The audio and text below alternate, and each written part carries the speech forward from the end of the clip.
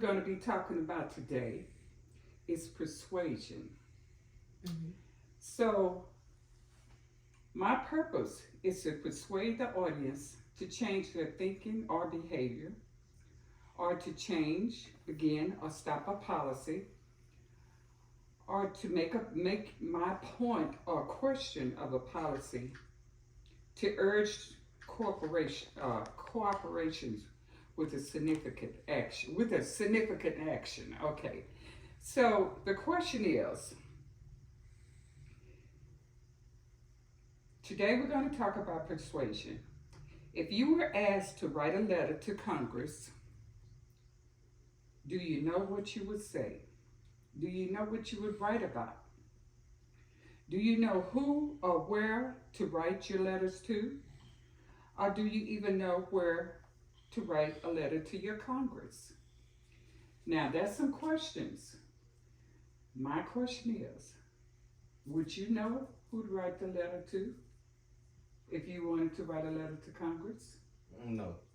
Would you know who to write the letter to if you wanted to write a letter to Congress? Oh, yeah. Oh, I'm supposed to answer? Yeah, you could just say yes or no. No. Okay. And would either of you guys know? Nope. So today, I want to ask those questions, and we're going to talk about the questions, and I'm going to tell you that in order for changes to be made, they can be spoken or written, but you have to write to your Congress in order to make some changes. Now, if you were to write a letter to Congress, and like I said, I did talk to Destiny and Maurice about this, about what would they write a question about. And we talked about abortion. Would you be for it or against it? And since that was a little controversial between them two, we're not going to talk about that. But just in case you decide that you want to make some changes in this world or in your community, the first thing you need to do when you're writing a letter to Congress is to make the letter simple. And you got to make your points. But the first thing you need to do is go locally. You need to find out who your state representative is, find out who your Congress is, find out their addresses, and I have that information. And you don't, a lot of people think writing a letter to Congress, they're not going to read my letter. But actually, in true life, the Congress and the representatives, state representatives, they do read letters.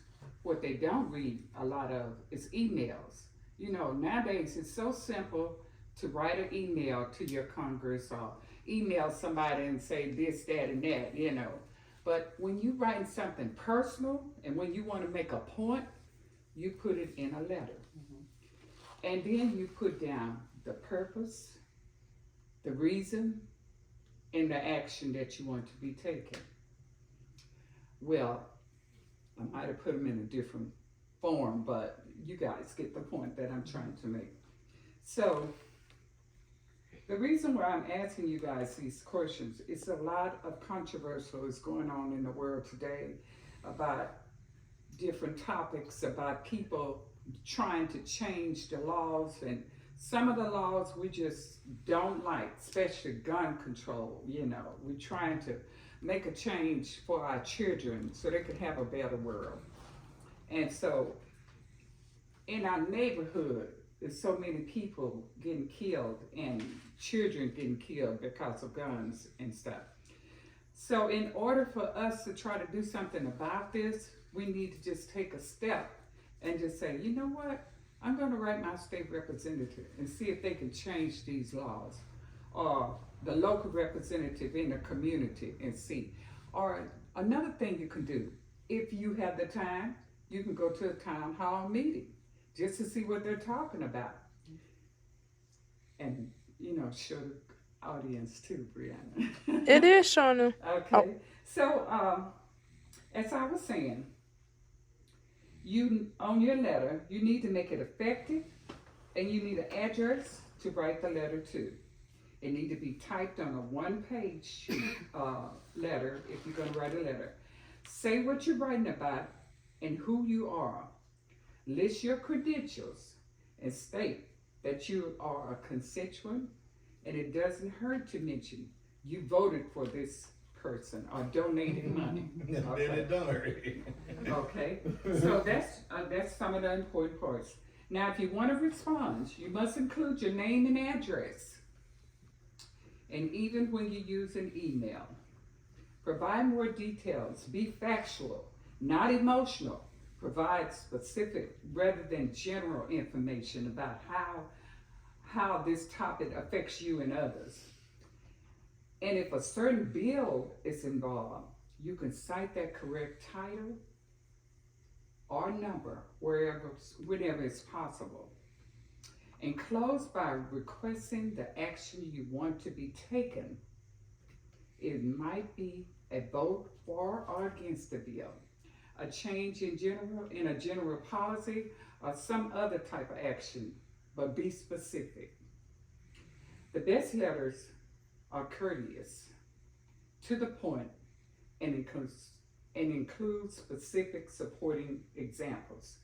And like I said, think locally. It's usually best to send letters to the representative of your local congregation, or districts, or senators. It's also a good idea to think about the effectiveness of all of your communication options.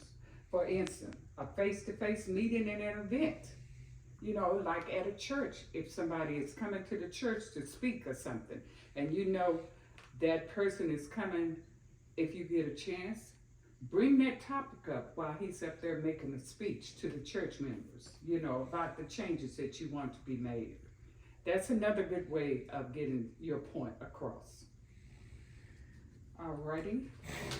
All right, so being that said, just in case, if you guys are interested in writing to your Congress or your state representatives, I did bring some papers. Some little sample papers here to give you all the information. Who to write to, how to write to that person, and what needs to be included on your letter.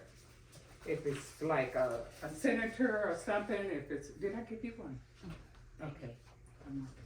Okay. Here you go. So,